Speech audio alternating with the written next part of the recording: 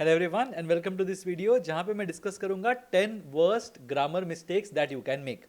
अब the objective of this video is twofold. One, you will get to know कि mistakes होते क्या हैं so that you can avoid it, and then again whenever you are talking about it, usual conversation में use करते हो, mails में use करते हो, comments में use करते हो, make sure that you are not repeating those mistakes. So test prep में तो definitely it will be helpful to you, but otherwise also in real life it will be useful to you. तो start करते हैं सबसे पहले वाले mistake से, which is the distinction between your and you are. तो यहाँ पे ये एम्फोसाइज करना जरूरी है कि योर क्या होता है और यू आर क्या होता है. So you are going to love this new movie, बहुत लोग इसको बहुत कॉमनली यूज करते हैं बट ये गलत है. The correct usage is you are going to love this new movie. तो कैसे पता करेंगे कि यू आर यूज करना है कि यू आर यूज करना है. तो यूर शोज पोजेशन. सो तुम्हारी कोई चीज है तो मैं उसको बोलूंगा your, while you are is a contraction of you are. so दो वर्ड्स है you are, उनको मैं कॉन्ट्रैक्ट करके you apostrophe r e ऐसे लिखता हूं, and that is the difference between your and you are. तो जो बोल भी रहे ना उसमें भी it has to be different, your and you are. तो ऐसे हम बात करेंगे इसके बारे में. Let's move on to the second error, second mistake that you are making. ये थ्री पार्टी मिस्टेक है, there, they are and there. So दो अलग चीजें हैं यहाँ पे जो हम लोग डिस्कस करेंगे. The first thing is the incorrect usage जो देखते हैं.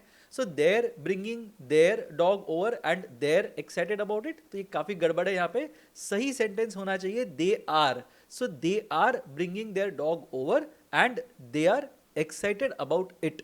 तो यहाँ पे they are and they are ये आएंगे और देयर डॉग ये हम बोल रहे हैं यहाँ पे.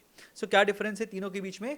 There refers to a place, so they are bringing there dog over and they are excited about it. तो यहाँ पे कोई प्लेस की बात नहीं कर रहे हैं, राइट. तो यहाँ पे there will refer to a place, their shows possession, so their dog ये हम बात कर रहे हैं. And they are means they are. तो जो पहले हमने बोला था यू आर, वहां पे जो कॉन्ट्रैक्शन था वही यहाँ पे भी काम आएगा. They are is written as they apostrophe R E. So that is basically a contraction for they are. Next वाला देखते हैं, इट्स वर्सेस इट्स, जो इट इज भी हम बोलते हैं. So let's look at the incorrect usage first. The cat was licking it's paw over after eating. अब यहाँ पे इट्स जो है ना वो सही यूज नहीं किया है. The correct usage is I T S, that's it. Apostrophe नहीं चाहिए. कैसे पता चलेगा कहाँ पे क्या यूज करते हैं. It apostrophe S is the short form. तो अभी तक पता चल गया होगा कि जब भी अपोस्ट्रोफी आता है वो कोई तो एक चीज का कॉन्ट्रैक्शन है, कोई तो चीज का शॉर्ट फॉर्म है. तो यहाँ पे it apostrophe S is short for it is, while its its without any apostrophes shows possession. so its paw, तो उसका paw जो था उसको वो लिक कर रहा था. let's go on to the next one, affect versus effect. तो अब यहाँ पे बोलते टाइम पे हम जनरली affect effect ऐसे ही बोलते हैं, but let's see what exactly is the difference.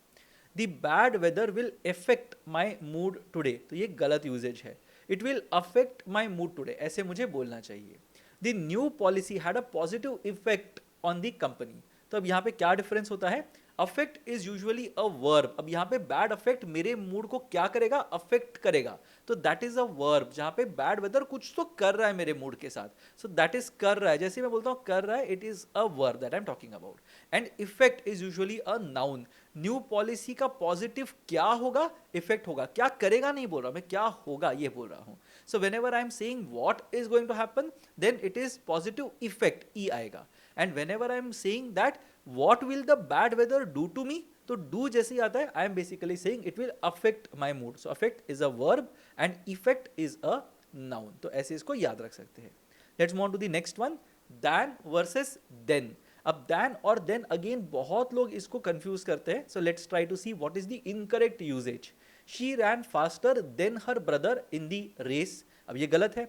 Of course the right one should be she ran faster than her brother in the race. तो ये करेक्ट यूजेज है. Also we went to the store then we grabbed a coffee. तो अब समझ में आ गया होगा कि कैसे हम देन और दैन को डिफरेंशिएट करेंगे. सो दैन जब होता है वो कंपैरिजन में होता है. So some college is better than some college, तो वो कंपैरिजन में आ जाता है when you are comparing things. And then is something that you are talking about time. तो ऐसे कुछ हुआ था, then something happened, so we are talking about time in this particular context. Let's look at the next one, me versus I. बहुत लोग इसको confuse करते हैं, उनको समझ में नहीं आता कि मी यूज करना चाहिए कि आई यूज करना चाहिए. तो देखते हैं एक सिंपल एग्जांपल के साथ. My mom took my sister and I to the park. अब ये गलत है because of course I have said that it is wrong. यहाँ पे मैं बोल रहा हूँ my mom took my sister and me to the park, तो यहाँ पे मी बराबर है। अब पता कैसे चलेगा आई यूज करना चाहिए कि मी यूज करना चाहिए? I is for subjects and me is for objects. अब मतलब क्या बना इसका? आई इज फॉर सब्जेक्ट्स का मतलब यह है कोई भी जो इंसान या कोई भी जो नाउन है वो एक काम कर रहा है, that basically becomes the subject here. And object वो होता है जिसके ऊपर सब्जेक्ट काम कर रहा है। If it is confusing, just think about this. My mom took my sister and me to the park ना, so I was taken to the park by my mom। तो मैंने कुछ नहीं किया, मैं बैठा था। My mom took me to the park, so मैंने कुछ भी नहीं किया। इसका मतलब my mom is doing something which means she is the subject and I am the object। ठीक है, तो जिसके ऊपर भी काम हो रहा है that is basically the object, और जो काम कर रहा है that is the subject। So in this case I is for subjects, me is for objects। एक सिंपल चीज यहां पे कर लो, you basically have to understand कि अगर मैं माई सिस्टर को निकाल लेता हूं तो फिर क्या होगा sentence? My mom took I to the park या my mom took me to the park. So my mom took me to the park sounds better, right? तो sounds better because it is an object जिसके ऊपर my mother is working. So that is the difference, I is for subjects, me is for objects. Next देख लेते हैं, who versus हुम। बहुत सारे लोग बहुत सारी जगह पे इसमें कंफ्यूजन क्रिएट करते हैं। A lot of English speaking audience as well will make these mistakes. काफ़ी सारे सीरीज में, काफ़ी सारे मूवीज में, काफ़ी सारे लिटरेचर में भी इसमें काफ़ी लोग गड़बड़ करते हैं। So we are talking about who versus whom. तो देखते हैं, who should I give this book to. अब ये तो सुनने में ठीक लगता है बट ये गलत है। Whom should I give this book to is the right usage. अब पता कैसे चलेगा कि कौन हु होता है और कहाँ पे हुम होता है?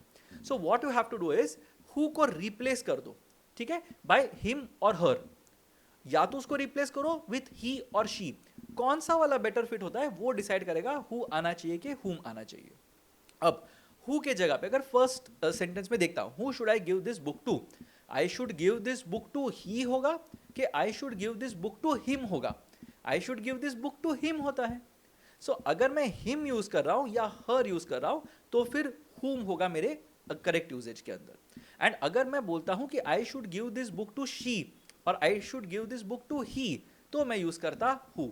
बट यहाँ पे I should give this book to him, I should give this book to her, and because of that I will be using whom instead of who in this particular sentence. Let's look at the next mistake that people make, lose or lose। अब ये बहुत सारे लोग बहुत सारे context में इसमें गड़बड़ कर देते हैं and then they don't really know what to do about this. So lose क्या होता है और लूज क्या होता है, तो इसको एक बार देख लेते हैं and then let's see which one is right which one is wrong, so that you can finally end up not making this mistake any more. So first, I always lose my car keys. बहुत लोग इसके बारे में लिखते हैं, loose करके लिख देते हैं।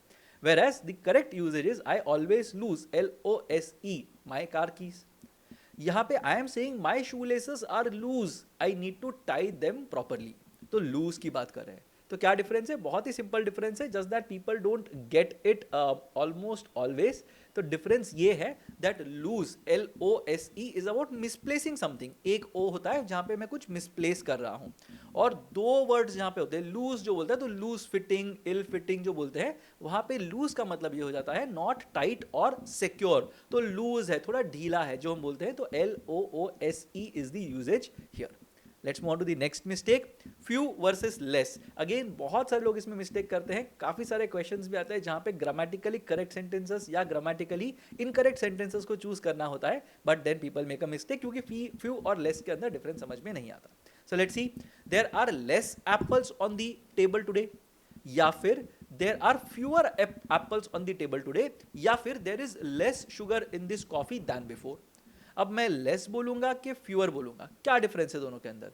डिफरेंस सिर्फ इतना है that I am saying fewer और I am using fewer for the things, fewer for this things that I can count and less for the things I can't. So there is less sugar in this coffee than before में मैं count नहीं कर सकता कि कल यहाँ पे 2 sugar था आज 1 शुगर है, ये नहीं बोल सकता। आज शुगर थोड़ा कम लग रहा है, ये मैं बोल रहा हूं। तो कम not in the context of the number that is there but in terms of the quantity that is there.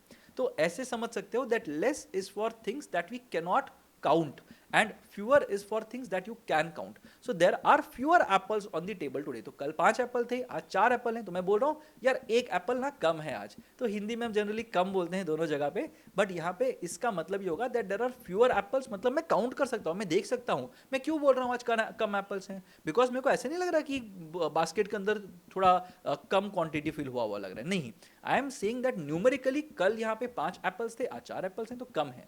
But sugar में मैं बोलता हूँ यार चाय में ना शक्कर थोड़ी सी कम लग रही है आज. So that is basically the difference between few and less. And now moving on to the last mistake that people make, every day versus every day. तो क्या डिफरेंस है इसके अंदर ये समझ लेते हैं very quickly. So the incorrect usage is I wear sneakers everyday to school and I wear sneakers every day to school. So that is basically the usage that we are going for. अब every day कहाँ पे use करते हैं? These are my everyday sneakers. तो क्या difference है every day और every day के बीच में? Every day का literal meaning is each day. दो अलग अलग वर्ड्स हैं. Every को each से रिप्लेस कर दो, day को day जैसे ही रख दो. So यहाँ पे every day का मतलब each day. I wear sneakers each day to school. तो अलग अलग वर्ड्स होने चाहिए. तो एवरी डे का मतलब क्या बनता है? एवरी डे इज ऑर्डिनरी या मंडेन. ये एक इंटरेस्टिंग वर्ड है mundane. So of course ordinary या रोज के रोज जो हम काम करते हैं, रोजमर्रा में जो मैं काम करता हूं, that is basically every day.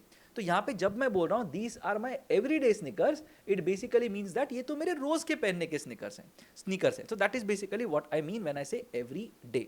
So I hope you had fun looking at this video. In case there are some errors that you have spotted which I have not covered in this video, do let me know in the comment section below, and I'll try to see if you are on the right track or not. If you like this video, do leave a like, do leave a comment, subscribe to the channel, share it with all your friends, and stay tuned for the next video that we are going to come up with.